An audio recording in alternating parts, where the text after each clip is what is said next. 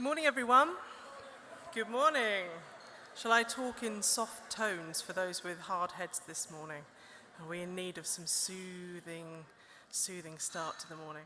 Good morning. Thank you all so much for coming this morning. I'm sure you all enjoyed, as I hear, the evening's reception into the wee hours. So thank you to those dedicated few that have managed to get up this morning and come to the start of today's OER 24. So I realised yesterday that in my haste to keep to time, as Tom has militantly told us we must keep to time, that I forgot to say who I was and why I'm here and why you should care. So I'm going to do that this morning, and Tom and Garode have very kindly given me a bit of time also to tell you a little bit about the Association for Learning Technology, for those of you that don't know us, and perhaps this is your first time at an OER conference, so you get an idea of who we are and why you should care, and why our picture appears and our logos everywhere. So I'm going to do that this morning, just share a little bit with you about who we are. So if you haven't heard of us before, if you scan that QR code, and I'll put the QR code on the Slack channel as well, that'll take you to our link tree, which has lots of the links and all the things that you might be interested in having a look at in more detail. So I'll put it also on the Slack channel as well, so you can grab that from there if you haven't got time to grab it this morning. The Association for Learning Technology is a member organisation. We support people in the UK and internationally from all sectors of, it's that exciting, from all sectors of the UK, all regions of the UK, and we work with further higher schools and industry as well. So we have about 3,500 members in total from all across the UK and internationally. And we hope perhaps some of you who don't know us might also start to engage with us more broadly today. And we have a very broad definition of what learning technology is. So some people often say, oh, you're the Association for Learning Technologists, which is partially true. A lot of our members are, of course, learning technologists. But we think of learning technology much more broadly, and we want to engage with people and professionals who engage with learning technology for teaching, learning, and assessment in its broadest possible sense. So we're certainly not just for learning technologists, we're for everyone who's interested in learning technology and supporting students and staff with the use of learning technologies. You might ask yourselves, why are we here? What have we got to do with open education? Why is this a thing that we support? Why is our logo everywhere? Well, openness is one of our core values, and what you will see that the Association for Learning Technology has always done is we share as much as we possibly can completely openly, completely for free, and it's been a core part of our values for a very, very long time. And the Open Education Conference came to us, and I'm looking at Maren Deepwell and Martin Weller, who were the orchestrators of this, came to us, when was it, Martin? Do you remember? 2015. So the Open Education Conference was run previously, and they were looking for a home, and the Association for Learning Technology, between Martin and Maren, brought the Open Education Conference to Alt, and it's been its home ever since. And it's a really important part of what we do. As I say, it's one of our core values, and it means a great deal to us as well as it does to you to make sure that this conference is as exciting and interesting and professionally important as it is to all of you. And Tom and Garode have certainly felt that throughout in the organisation of this conference. It is important as well. And you might wonder as well why I mentioned Maren Deepwell. So those of you that don't know, and she thought she probably got away with it, Maren Deepwell was our CEO for over a decade. She stepped down last September and has been working independently ever since. And I'm sure she thought that she would get away with not having a mention at all, but she forgot who she put in charge instead. So there we go. You'll see on pretty much all of the materials that we produce, we always use a Creative Commons license, share alike, use it as you see fit. We really are keen to ensure that everybody can use as much as we produce, reuse it. Anything that you like, our annual survey results are publicly published. All of those things you can use as much as you like.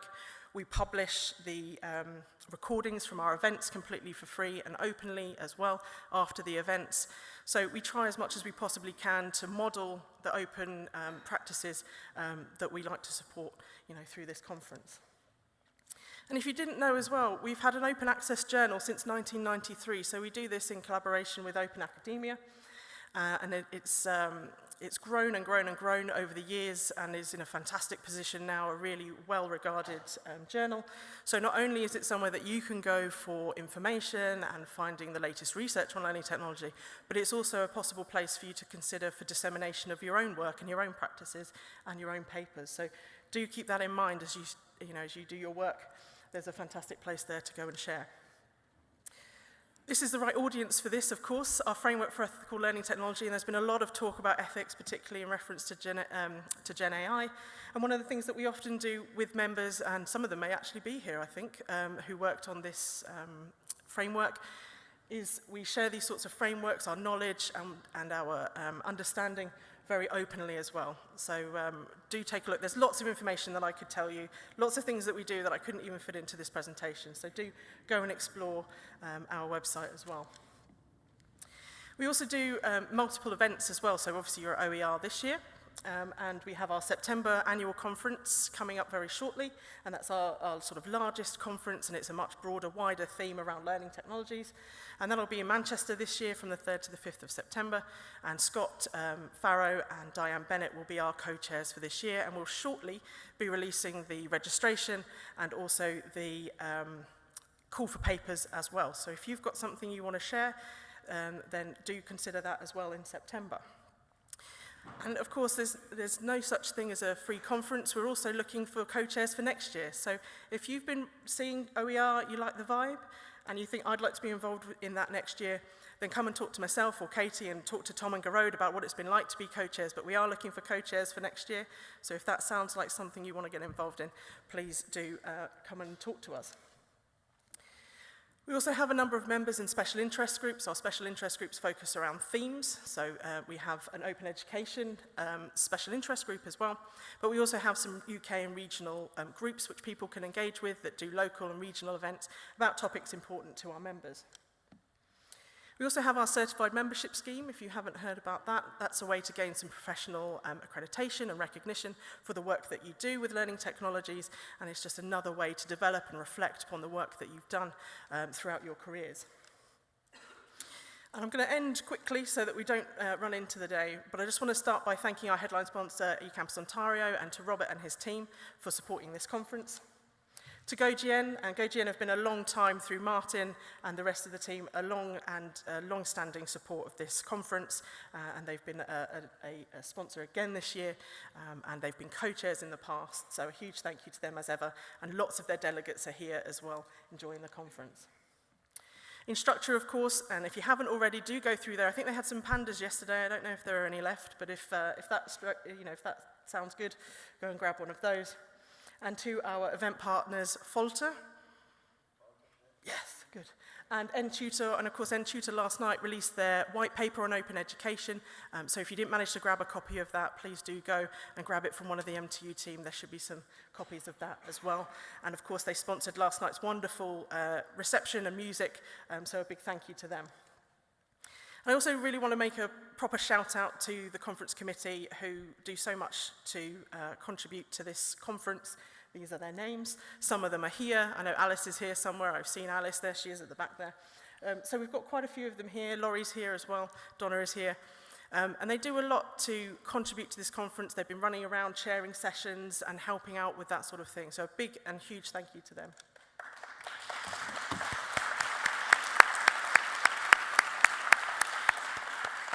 And I'm absolutely certain that I've missed lots of people who have contributed here from MTU to this conference, but I wanted to make a special mention, of course, to all of the team from MTU, especially MTU TEL team, who have done a huge amount to make this conference happen, including having to deal with my slides at the last minute this morning.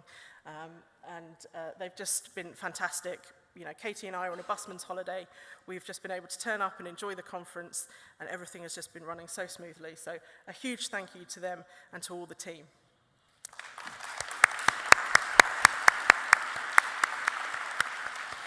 And of course, lastly, I'm going to hand over to our co-chairs, who I think you'll all agree have done such a great job this year of just the themes for this conference, the way it's been put together. They've done a huge amount of work to get this conference together. So put your hands together and welcome Tom and Garode, our co-chairs.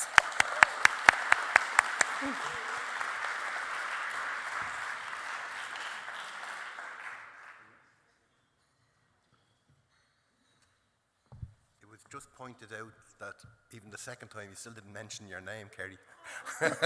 It's Kerry Pinney. Kerry, everyone. Kerry Pinney.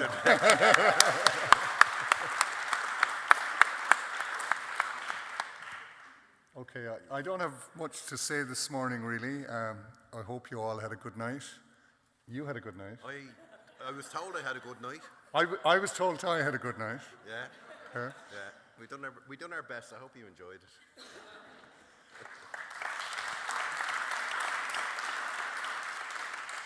So look, whatever kind of night you had, we're very grateful to have you here with us here again.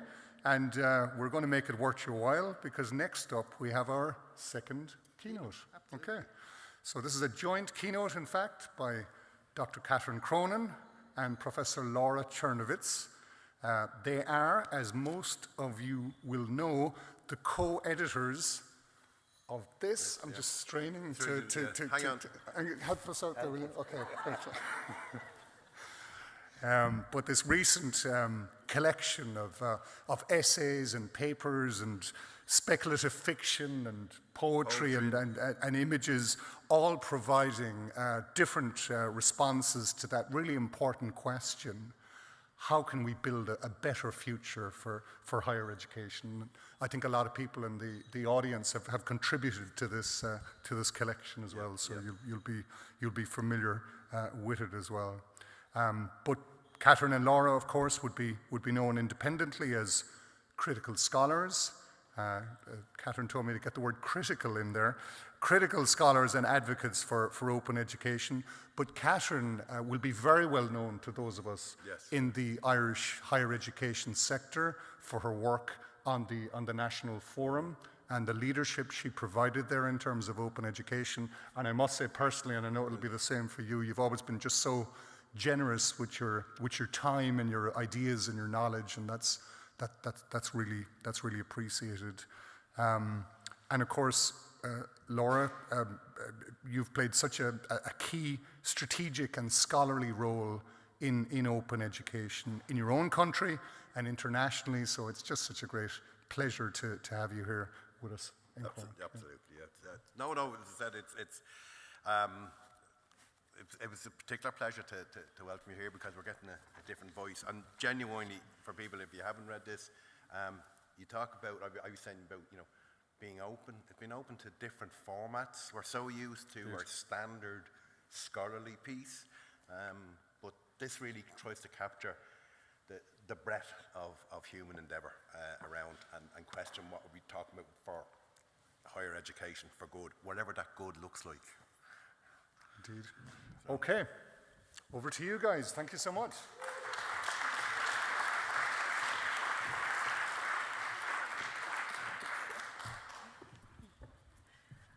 Okay, good morning, everyone. What a beautiful introduction. Thank you, guys. Thank you to Alt and Geerode and Tom for inviting us to do this novel joint keynote this morning. And thank you all for being here early on day 2. Our keynote is called "The Future Isn't What It Used to Be: Open Education at a Crossroads." Maybe some resonance with Rajiv's message yesterday, we feel. And as I said, this is a joint keynote. It was developed jointly, very jointly, and we're going to deliver it jointly. So we're not doing someone doing part 1, someone doing part 2. We're just going to do this together here. But before we get started, we just want to acknowledge this community. The OER conference community is a very special community. I know this has been said many times. Those of you who have come to open education conferences in years past will know that. Those of you who are new, I hope you'll join this community on an ongoing basis. I first came to this conference in 2015 in Cardiff, co-chaired by Martin, and I never stopped coming after that, so this is my 10th in a row. The conference is a gathering of open educators from so many different contexts, and it's not just about educators who are practicing open, but who open possibilities for others. And in thinking about it last night, I was just thinking it's a very life-giving conference in a lot of ways. It's life-giving for us, we've talked about, but also improving lives of all of the people who you hear help, students, educators, people outside higher education, to realize their full potential and improve their lives. So we're really, really happy to be here, and thank you. Our slides are available at the link here. They are openly licensed, except where otherwise indicated. Our keynote is also available as a keynote essay, because Laura and I did a lot of this development over a distance. We had a written version of the keynote, which we kind of polished up when we were together over the last week or so, and we've made that available to you. And all the references are there too. All of the references, yes, every reference here. So if you don't catch things or if you want to dive into anything, it's there. So we'd like to start by introducing ourselves, because some of you know us, but some of you might be saying, okay, there's this person from South Africa and someone else from Galway who's really from New York, and you know, what do they have to say about Open? So we're going to start by winding the clock back just a little, okay? So, well, all the way back to the 1960s. Guess who's who? Yes. Both Laura and I were children in the 1960s. And I was born in the US. I was born in the Bronx in New York City. My parents were also born in New York City, but my grandparents were born here in Ireland. And my maternal grandmother was actually born in Carricknavar, which is just 10 miles from where we're standing. And in the New York City in the 1960s, it was a time of political and social unrest in very many ways. So there were political protests against poverty, against the Vietnam War, against gender and racial discrimination. There was the movement for civil rights, the Stonewall Uprising, and more. So that's a little picture of New York in the 1960s. And my Polish father, hence the surname, and my French mother moved to South Africa after the Second World War in the 1950s in search of a better life. They were migrants, like generations continue to be. Of course, what they didn't realize was that South Africa was in the throes of apartheid, and the 1960s was also the decade of the end of the British Empire, and African country after African country were gaining independence, which had a huge influence on my life. But the world at that time was only 3 billion people, and carbon dioxide at that time was 317 parts per million, which is apparently regarded as okay. Okay, we'll go forward to the 80s and 90s. We're not going to do every decade, honestly. In the 80s and 90s, I lived in Ireland, Scotland, and the US, and I was raising a young family, had 2 children. I worked in the IT industry briefly after qualifying as an engineer, and then I moved into higher education, worked at the UK Open University, Stirling University, the University of Galway, as well as community education in those countries. A lot of work in women in technology, women in disadvantaged areas, and gender and technology. And in terms of activism outside work, I was active in anti-war campaigns, again in a few of those countries, as well as several feminist campaigns against gender-based violence and for abortion rights since the 1980s. And I was living in post-independent Zimbabwe in the 1980s, where my first child was born, and I arrived back in South Africa just in time for the elections for a new dispensation, and my second child was born. I worked in teaching, teacher education, educational publishing, curriculum transformation in both countries. And of course, I was involved with anti-apartheid activities during the 1980s and feminism from an overlapping context-based perspective. And the population, just as a snapshot, was 5.3 billion in 1990, and CO2 354 parts per million. Today, that's us in Cork at the weekend in Clonakilty. We worked together for the past almost 3 years on the book, like Gearóid just mentioned, Higher Education for Good, and on this keynote, we've collaborated on other work as well. Our lives are very different to one another, obviously, and they're very different to yours. So what we're saying this morning is really from where we come from, and we hope that you'll accept it as that. We think that the conversations we need to have need all of us, need all of what we bring here. And like work for change in so many areas. So if you think of climate, peace, equal rights, it requires diverse coalitions, intergenerational, multi-generational, and that's kind of our message today, is that we hope that that perspective, that spirit can be part of what we do in open education. Next one. Okay, and sorry, I should mention that 8.1 billion, we've just hit 8.1 billion in terms of the population, and 422 parts So per that's million. pretty tripled in our lifetime. Yeah, so we are in a crisis, and we're going to talk about that, about the climate. So today's keynote, 3 parts: the big picture, open education at a crossroads, and building better futures. And it's a good thing that the essay is going to be made available, because we cannot cover everything that we would like to have covered. Okay, just a photo, an openly licensed photo from Flickr celebrating the beauty of County Cork. This is the West Cork coast. I didn't take this photo. We'd like to start by doing a very brief icebreaker, but we first want to mention Kate Bowles. We're doing a version of an icebreaker that Kate Bowles used at OER 19 in Galway. It's a silent icebreaker, so any of the extroverts who are looking forward to getting out of their chairs, we're really sorry. We had, as soon as OER 24 was announced, we had some conversations with Kate about what we could do and what we might be at this conference. So we wanted to bring her with us today. So we're doing it this way. And as I said, it's a 1-minute icebreaker, and it's silent, just with yourself. And I'm going to ask you to just think quietly and deeply about 3 people. So first, one person who made it easier for you to be here at the conference.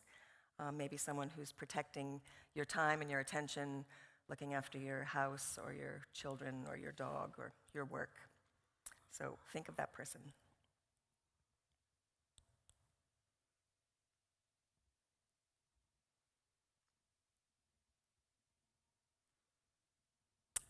Secondly, I'd like to ask you to think of one person who you regret is not here at the conference, but work or other responsibilities made it impossible for them to be here.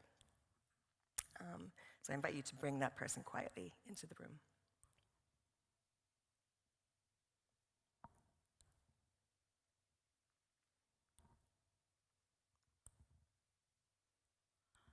And finally, I ask you to think deeply about someone who helped you on the longer journey to bring you here. So who fostered your creativity, your courage, and who supported you in your education and your career, maybe the path to bring you where you are today. Who modeled openness for you, maybe. So please think of that person.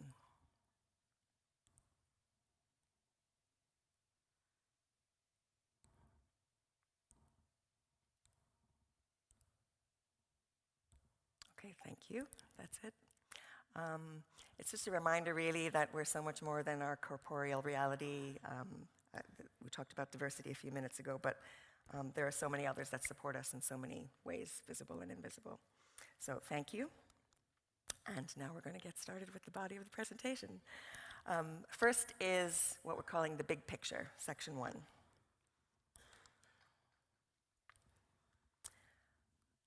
We don't need to say this, but we're going to say it. These are really not just obligatory slides, but we feel this is the only place that we can start. That society is globally suffering from a concatenation of crises, which is called a polycrisis, in the sense that each crisis impacts and exacerbates the others.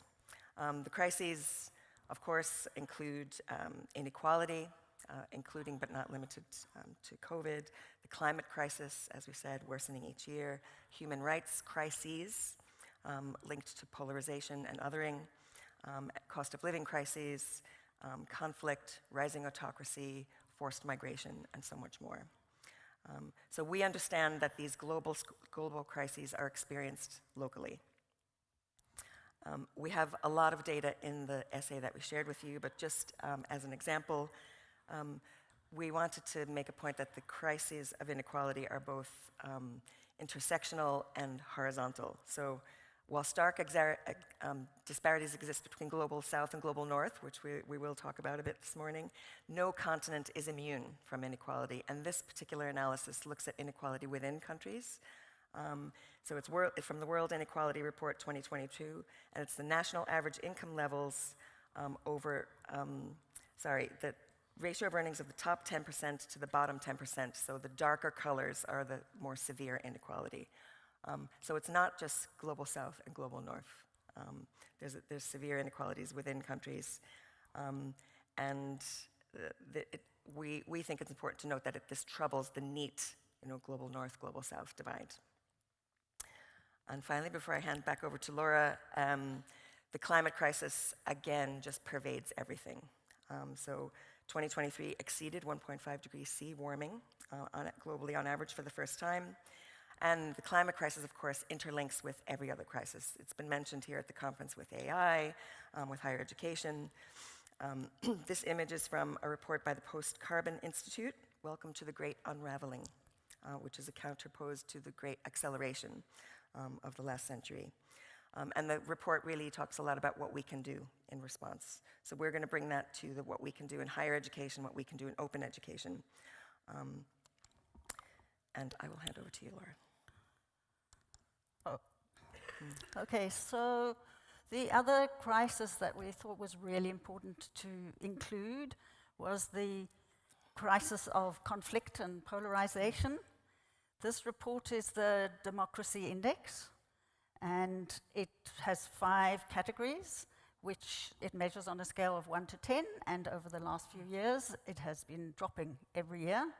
And in 2023, only 8% of the world's population lived in what is categorized as a full democracy. So the last report is called The Age of Conflict, and it's about authoritarianism, it's about polarization, and as Catherine said, this infiltrates our work.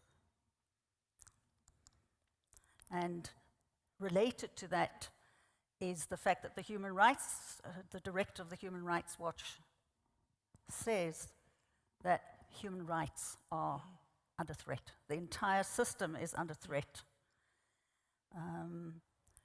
And it reminds us to go back to the 1948 Declaration of Human Rights, which is about the foundation of freedom, justice, and peace that has been signed by all the countries in the UN and is the basis of all treaties and conventions since then. And so this, in a way, goes beyond democracy and it goes beyond inequality to the fundamentals of society. But of course, we also have to acknowledge that we now live in a digital, datafied world. It is the water we are immersed in, it is the water we swim in, and also that the optimism of that early open web, where the open web was going to foster creativity and collaboration and empower humanity, it's been dashed. And 1,000 flowers have not bloomed. We now have big tech as the connective tissue of society, not just tech, but big tech, as Maria Ressa, the recent Nobel laureate of peace, described it. She said big tech's the cellular level of society. And we also have governments who have the ability to switch off the internet. So in 2022, there were 187 shutdowns in 35 countries. So the days of openness and the open web that some of us of a certain age, became so hopeful about have ended. But of course, all of this is in relation to digital divides, and those digital divides morph. It's not that like they get solved. The goalposts keep shifting and they keep taking new shapes. So although it's true that cell phones are widespread throughout the whole world, they differ by type of cell phone, location of cell phone, once again within countries as well as across the world. Rural and urban being one of the main things, but also huge income divides. And you may wonder, why is this picture here? This is a picture of people during COVID lining up in a semi-urban area collecting social grants. And I think for those of us who are critical, as Geertruid said, it's easy to be critical of data, But data is really important for development. And data is really important for IDs, for grants, for overcoming inequality, actually. And so what we like to emphasize is that the issue isn't data, it's the terms and conditions of data. And if you look at those people, they will be connected through data, surveyed, and ironically, very often, it is the poorest of society who are the most vulnerable to big tech, because big tech will come in and offer free Wi-Fi. And of course, what they are getting in return is people's data through their cell phones, through the Wi-Fi, etc. So very often, it's the poor who are most likely to be exploited. And of course, we have to mention AI. We've chosen this image because we just want to mention at this point that AI reflects the society we live in. It is unequal, it skews hegemonic, to quote Emily Bender. It's in the hands of the private sector. There's extraordinary data about the extent to which it has become in the hands of the private sector. But we are going to talk more about this in terms of what that means for open education later. Rajiv spoke about this yesterday. It's well documented, the underfunding and in fact defunding of higher education globally. We write about this in our book, which I'll mention in a minute. The culture of the market is embedded in the higher education sector, not just in the practices, the very visible management practices, but in fact in the discourse and the very culture. It's become embedded very deeply.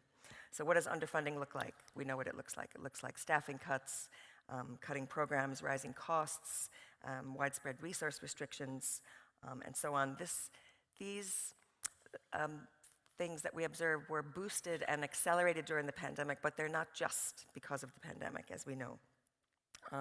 The costs for HE are enormous in terms of the work that we do. Loss of autonomy, opaque data flows, potential privacy violations, selling data to third-party providers, as Laura said, and threats to academic freedom in various ways. So the narrative of this conference, and kind of part of our role as open educators, is to ensure very much, we think, that digital transformation isn't reduced just to outsourcing digital infrastructure and data tracing, or activity tracing via data. So wrapping up this section on the big picture, with a focus on higher education. Even prior to COVID, we saw many of these things that we spoke about, and there was a sense of discouragement and even despair on the part of many of us in higher education. We felt this as well. So we were determined to find a way through the morass, as we said. So we just put a call out 2 years ago, just over 2 years ago, inviting people to write about their work, their vision, and provide glimmers of hope for the future of higher education, given all of the things that we've just explored. And we published Higher Education for Good as editors in October 2023, and I think I'm going to include everyone here. Several authors are in the room, so I want to call out Paula, Kate and Claire, Anne-Marie, Scott, Lorna Campbell, Frances Bell, Sharon Flynn, Eamon Costello. So if you want to talk about the book. We are really clear that we don't want to take all the oxygen in the room about this book. This book only exists because of the amazing work done by so many. Sheila McNeil also did some artwork for the book, and George Sfougaras did the amazing cover art for the book, and we thank them and all of the artists. So everyone who contributed really offered imaginative proposals about the future of higher education. And we synthesized the findings, and we tried to pull the threads across all of those pieces of work, and we wrote in our introduction about a manifesto for higher education for good, which we'll return to at the end of this presentation. So we have a few questions just that drove us in this work on the keynote to try and respond to this wonderful invitation. And it was these: how can the open education movement and open education values flourish in an increasingly closed, authoritarian, anti-democratic, othering world? As it says, what's the role of our movement in general and open education in particular in responding to these crises, and how can we Okay, call to action here. How can we individually and together meet this moment? So our second section is open education at a crossroads. So we've been looking at the past, present, and future of open education, and we found this rich metaphor, we think, about open education at a crossroads. And anyone who's from Ireland in the room, what do you think of when I say crossroads? Had to be done. Dancing at the crossroads. This is a photo from Knockmanlee, I think it's pronounced, in County Cork. I had to pick this particular photograph of Dancing at the Crossroads because it's here in Cork, in 1912.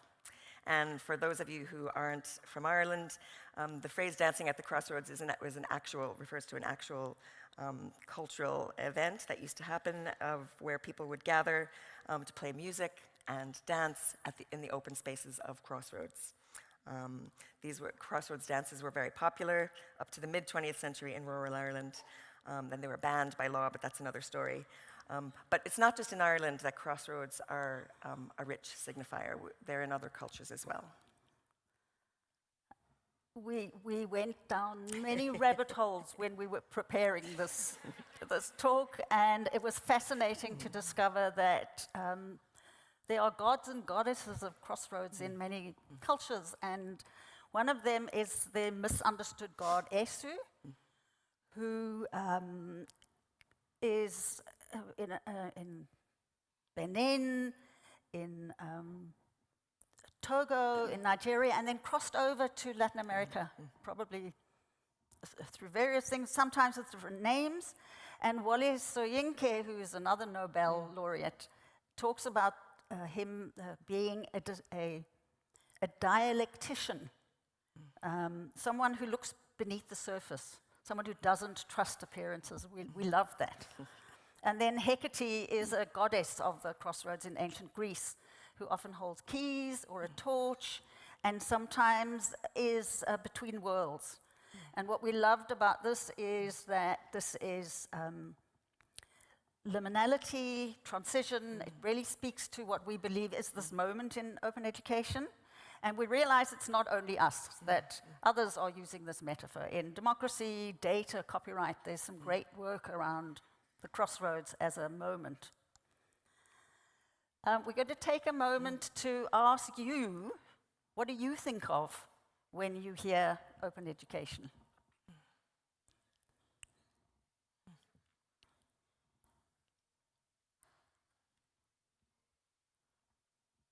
Okay. I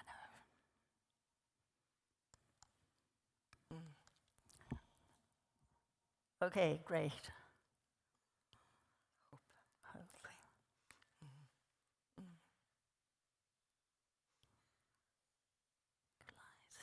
Hope, access, care, potential, collaboration, scrappy. That's a great one. I'm coming to that. Justice, stories, potentiality, common good. Non-corporate, interesting. Long breath, long walk, long walk to freedom. Joy. Thank you. I'm hoping we're going to be able to come back to this, but we're also mindful of time. And thank you. And thank you. The person who, can we go back to our slides? Yeah, the person who said scrappy spoke to the next slide. There was an analysis done of open education in the broader open ecosystem because we know there's open access, there's open data, etc. And this analysis showed the extent to which open education is a silo. And we are concerned about that. We think that's, given the broader stakes of society in general, we think there is a real opportunity for the open ecosystem to be working more closely together, forming conscious alliances, reducing duplication, sharing strategies, and strengthening movements towards social justice. So it's an interesting report to look at. So we're going to now talk about our reading of what's changed in the last 7 years. Okay. So really quickly, we looked at the recent past of how open education has evolved, and then we look at the present, and we'll move to the future. So in our analysis, we chose OER 17 as a starting point for our review of what the discussions have been in open education in this community. So a solid 7-year review. It's not a formal review, it's our informal one. We think research in this area would be really interesting. So OER 17 took place in London. The theme was the politics of open. The chairs were Josie Fraser and Alex Tarkovsky. We were on a final panel with Muireann O'Keeffe. I'm not sure where Muireann is. And then 2 years later, we co-chaired OER 19 in Galway. And the theme of that conference was recentering open, critical, and global perspectives. So there's been an evolution of ideas over the OER conference. So we looked at the OER conference primarily, as well as other open education conferences, and did some online searches of what was being talked about in open and what are those conversations like today. And we found this really interesting, and we're just going to share some top-line items with you now.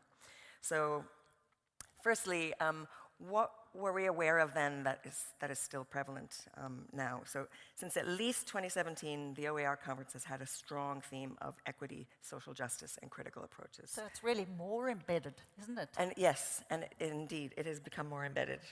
So it's encouraging to see how these themes have, as Laura said, become more embedded and further promoted, and not just open education, but higher education. It's not enough, but it's great that there's increasing recognition. Present in 2017, and again increasing, is the focus on higher education and national and international politics. So national politics, conflict, refugee crises, and so on. Also present in 2017, and increasing since then, has been engagement with feminism, particularly intersectional feminism, recognized, as someone mentioned yesterday, as a key component of open pedagogy, feminist pedagogy. And for example, OER 19 was the starting point of the FemEdTech quilt. Many contributors are in this room, and Frances Bell was responsible for pulling all that together. So these are things that we're encouraged about.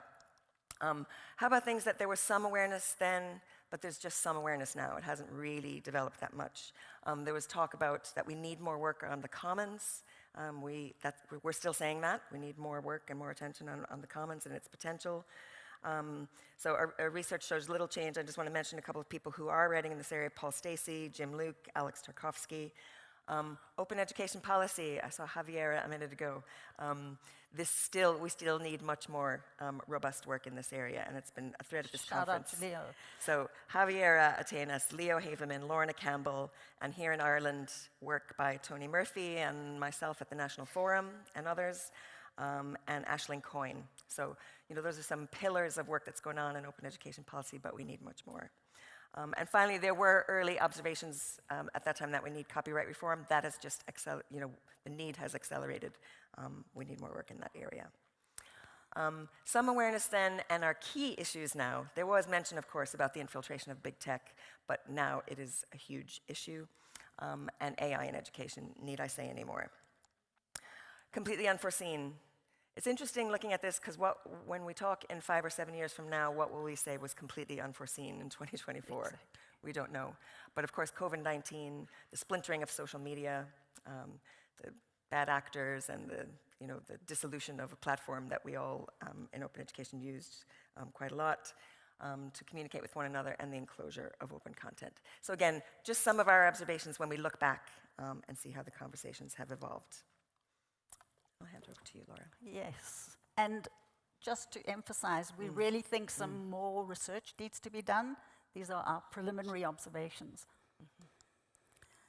So what about the exogenous factors? What are the factors that are from outside the community that we're having to contend with? And really the most significant factor is AI. And we are in that group who believes this is a paradigmatic shift. And that there's an irony around AI and open licensing, because we are giving permission for use, we are giving permission for potential harms.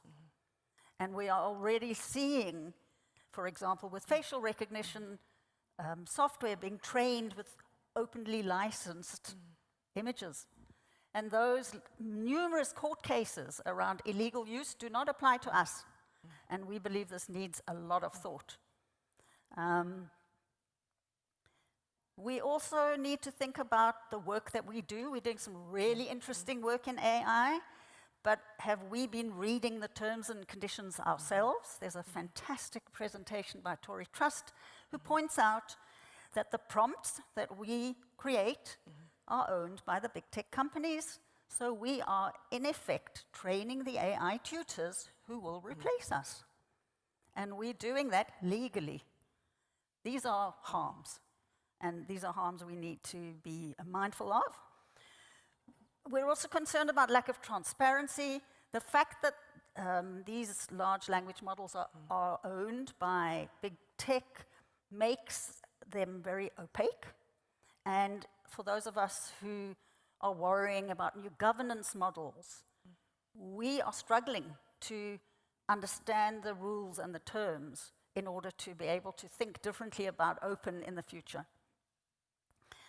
And even before AI, there was discussion about future-proofing of licenses. We know that Creative Commons has been looking at the principles of licenses and whether they fit for purpose. But the copyright turmoil that is happening right now around whether AI is copyrightable, whether fair use applies, it does in the US, it doesn't in Australia, what about here? This pertains directly to our work. But legal is only one consideration. There's a difference between what's legal and allowable and what we might consider ethical, what we might feel comfortable with. And these are really complex issues that need far more attention than we can do other than to signal them. But there are also endogenous factors. These are factors within our own community. So one of them is the fact that leadership is in flux. And of course, it's normal for transitions to happen in organizations, but it is something we note that a number of important open education communities right now have gone through and are going through leadership transitions. We can think of 4. Nationally, in South Africa, etc. And when it happens all at once, it's a worry. And the people who are holding those ships together are doing a fantastic job. Let me not for 1 minute suggest otherwise. But they don't always have the mandate to take on these big issues, these big strategic issues, and that's a worry when big tech and other forces are moving so fast. And then the other thing to mention is funding, always funding. I attended a US conversation about how open ed in the US can work together. They identified funding as the number one concern. And then there's the question of sustainability models. It's a nightmare, it's hard, it's intractable, but we have no choice. It is something we have to do because other forces are moving really fast. So we could talk for a long time about rethinking the meaning of open. We've seen old discourses in new bottles. We've seen open washing. We've seen the word open used for meanings that are certainly not shared by us. And with extractive-free labor underpinning these new models of the sharing economy, it really asks us to rethink what we mean by open practices and articulate that very clearly. So we think that the meaning of open itself needs attention. We're now going to talk about, not having depressed you too much, how we can build better futures. I hope you're still with us. One of the best things that happens at conferences like this are the connections that we make with each other. So I'm sure everyone here has had the experience of going to a conference and having not just sparks of ideas, but maybe meeting someone that you might then collaborate with in your teaching or write a paper with or do a big project with or whatever. So we love seeing that happen at this conference here today. Many people experience this, and this conference has been responsible for many such collaborations like this one. When we meet together, and we share our work openly, not just openly, but with hope and humility, we have the opportunity to inspire one another, to go further, removing ourselves from sometimes the constraints and discouraging constraints in our own institutional environments. So at this moment, we really want to say just that we know that our collective challenges are great, as we've explored here. But we just now want to share our ideas for moving forward, and they are in the form of questions. We don't have the answers, but we have collected some questions. We want to share them with you. We did think at one point that we would stand up here with the solutions, but we gave up on that. Yeah, we did. Not enough time, not enough. So here's where we're going to just return to Higher Education for Good. And Higher Education for Good, as I said, we pulled all of the threads together from everything everyone had contributed, and we came up with something that we called Towards a Manifesto for Higher Education. Not pretending that there could be one manifesto for everyone, but pointing towards a manifesto. So we've just adapted it here, and we're now going to use that manifesto into looking at open education rather than higher education. And again, this is not just our work, this reflects the work of all of the people that contributed to Higher Education for Good. And there were 5 tenets to the manifesto. Name and analyze the troubles of higher education, challenge assumptions and resist hegemonies, make claims for just, humane, and globally sustainable open education, courageously imagine and share fresh possibilities, and make positive changes. So we'll go through these really briefly, and then we'll ask for your ideas, and then we'll finish. So we've kind of done this one. The previous part of our talk was really our attempt at this, naming the challenges, bringing them into the room, knowing that that's what we have to address, no matter what our work is. So we're not going to say much more of that here. They are definitely the challenges that we face in open education at this time of fluidity and unease. It's a broad overview, it's a partial picture. We're not pretending that is the full picture. But we just want to say that there's no escaping the need to name these things in the work that we do and not make the assumption that everybody knows that these are the crises that we need to address. It's essential in moving forward. There's valuable work happening in many parts of the open ecosystem. Not all of it translates or appears in the open education sphere, so we need to do a little bit more communication with other parts of the open ecosystem. We are always mindful, of course, of overworking and underfunding, so we just really ask how it might be possible in this time. So some questions that we have around naming and analyzing. Could we develop a process to map the issues in open education that could be collectively created and collectively shared and drawn from? How can we deeply understand the ways that these wider global crises impact open education and the work of open education? Can we develop and, in some senses, continue cross-sectoral research underpinned always by equity concerns? And as a broader open education community, can we make the necessary projects happen, and urgently? It's a good thing this isn't Augusta. Because we're going to go into question time with your permission. Is that okay? Okay, so in terms of challenging and resisting, we love this quote. Arundhati Roy, there's really no such thing as the voiceless, there are only the deliberately silenced and the preferably unheard. There are so many forms of resistance and refusal. We're very mindful that people do that within the contexts in which they work. We can resist Silicon Valley narratives. We can try and use open infrastructure. We can also think about our own power relations within this community. Open education is based on generosity, but generosity implies power relations. And it's hard to be on the receiving end of having to be grateful. So I think that those kinds of hegemonies that we might ourselves be enacting also need attention. And here we ask, how can we challenge these dominant and harmful discourses? How can we resist extractive practices? And some people in our book have really spoken about that. How can we counter extractive free labor? This is a scary one, it's hard. How can we build the requisite digital literacies? Work that's being done by so many people here. And how can we build inclusive governance arrangements? You say governance and people freeze. It's really important.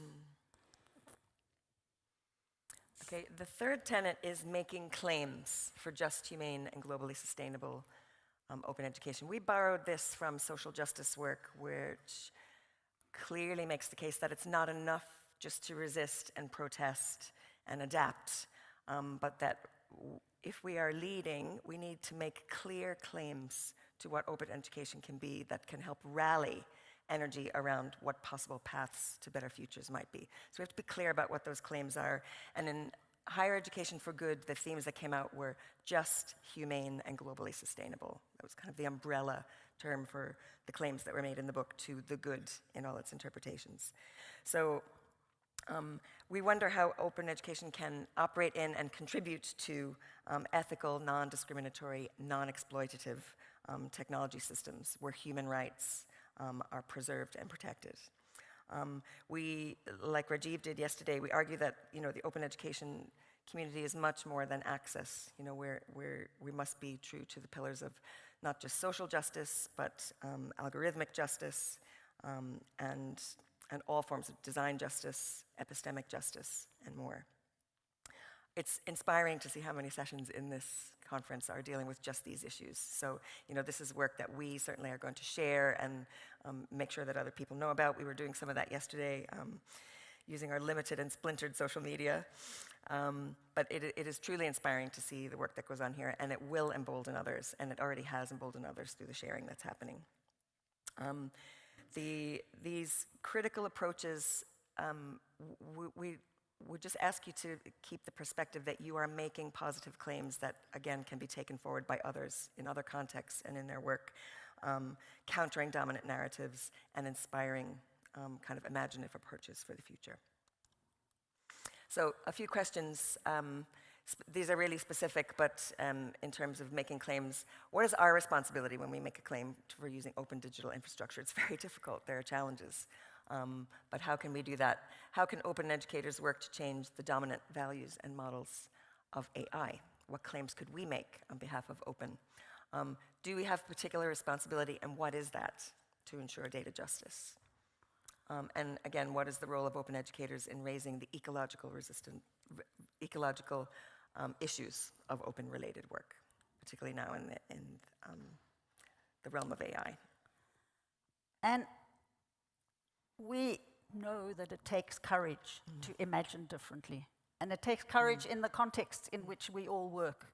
And we want to find ways of speculating, using different genres, finding different ways of imagining, and opening that up in this really narrow academic space in which we work. It's hard, and if you're at the mercy of metrics and all of those difficult parameters, but we think it's really important. It's the only way that we can find alternatives, and we really need alternatives. So we ask, how can we use alternative border-crossing approaches? How can we support a new generation? And we're looking across this room. There are people we need to be handing the baton over to. We have a role to play, but in order for this work to go forward, there are wonderful young people working in climate justice and in other areas that we'd like to see that all come together. And how can we find ways of creating those spaces? It's really hard, and it takes courage. And finally, yes, making positive changes in whatever area and whatever scope is possible for us. We believe, like many people here, that change is possible, and now is the time. Challenges are to be expected, opposition is to be expected, but all effective social movements for change that you can think of, women's rights, workers' rights, civil rights, LGBTQ+ rights, if you look back at those movements, they encounter resistance, people take different paths. Some people work for policy change, some work for legal change, some carry the signs in the streets, some knock on doors. But in retrospect, when we look at many of those movements, that's how change happens. So accepting difference amongst us as well about the ways that we might work is also important. And the fact that there may be conflict that we need to work through in doing that. All approaches are needed, and all are needed right now.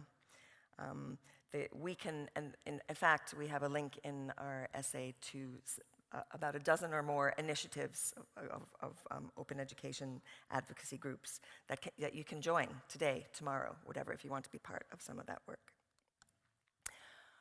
The questions here are, how do we create the space and the time? It's so difficult for this collective work and for building power to ensure that change happens. What initiatives can we join and contribute to? Again, I said we shared a few examples, but there will be many more. As Laura mentioned, how can openness be re-articulated in this moment? The context has changed, so we need to adapt to that context. And how can governance and structural forms be reconsidered? So we're going to ask you a question, and then we'll wrap up. So do you want to do that? Yes, and this is instead of the Q&A.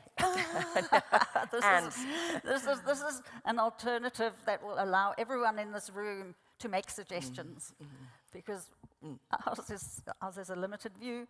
Can you think about what we, right now, in this community with limited resources, could do? Leap 2.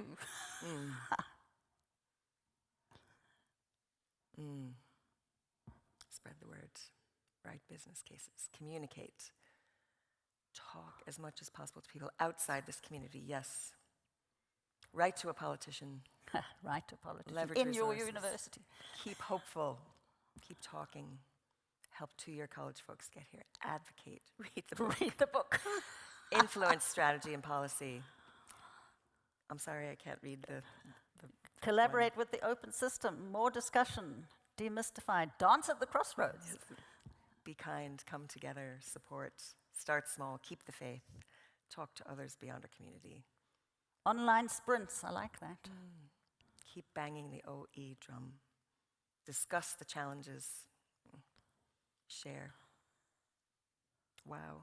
Wow. Imagine if we did this for a little bit longer. We'd have a plan. I think we need a postscript to the essay, actually. We can do that. We can add it. We can do that. Let's keep going. Let's keep going. Thank you. Sorry, we just have a wrap-up slide. Okay, sorry. We have a wrap-up slide. No. We have a wrap-up slide. I was asking for permission. Yes, okay. All right. I hate to cut this short. Please keep contributing. Yeah. Okay. I'll go back to the slide share just for a sec. Include others. These are beautiful. Thank you so much. Okay. We return to the crossroads at the end. These are some stones that Laura and I gathered over the last few days that we were working together in different parts of this beautiful county. We who imagine open education that is just and emancipatory are many, and we're diverse. We know that. And we face myriad complex challenges. So it's understandable to feel despair and certainly overwhelm where we are. But as we said, other movements for social change have also, that are dealing with, perhaps even greater obstacles, remind us that a single action is not what solves the issues, it's not what overcomes, but it's collectively. So working in partnerships, in coalitions, in collaborating in various ways. And we think, and kind of wrapping up as an overall point, we think that this community, the open education community, is so well placed to address the challenges that we have. This community has a long-standing understanding and engagement with the imperative and the challenges of social justice approaches, implementing social justice approaches. This is work that we have done in the realm of openness for many years, as we've shared. This community also has a record of research and action on so many of the issues that require action right now. So again, open infrastructures, critical approaches, digital and data literacies, now that we're talking about AI literacies, open education policy, working across global networks, what we know is required. The open education community has been doing this. So we are in a powerful and ideal place to meet the moment, we think, if we work together. Some networks are already forming, so we don't have to necessarily create brand new networks, but these need to grow and they need to be connected. So mindful of time, we could say more, but we'll leave it there. We just want to conclude with a call to action recently expressed by Mary Robinson. For those of you who may not know, Mary Robinson's former President of Ireland, former UN High Commissioner for Human Rights, currently Chair of the Elders, and a long-standing advocate for gender equality, peace building, climate justice, and human rights.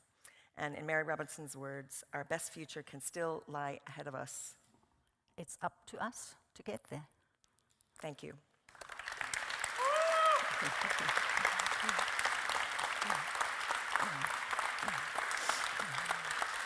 Thank you so much. Thank you so much.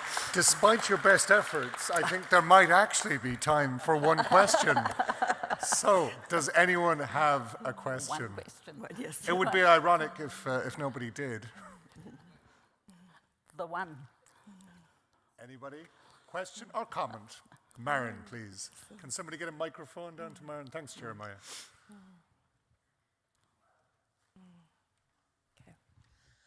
Marandi, well, I want to say thank you for this talk and how inspiring it is.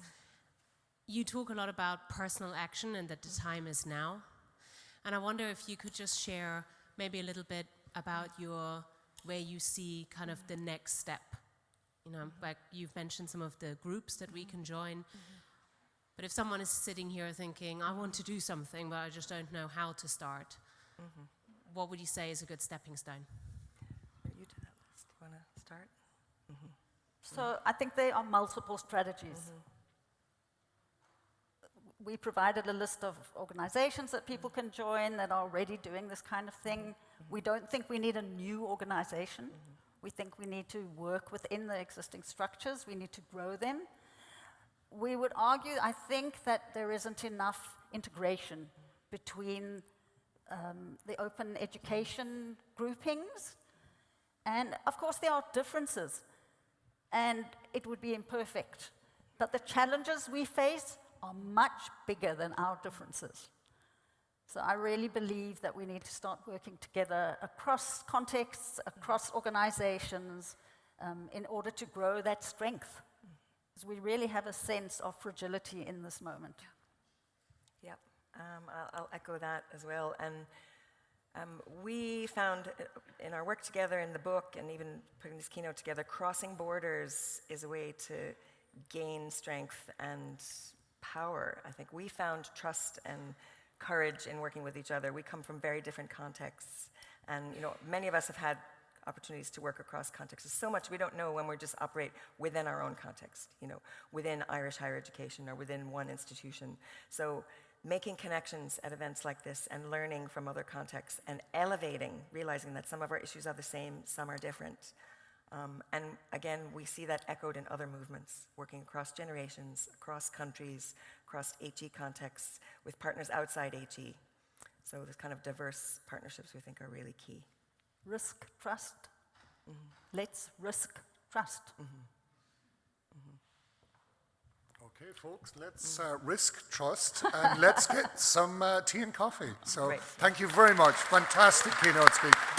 Thanks. Thank you so much. Thank you.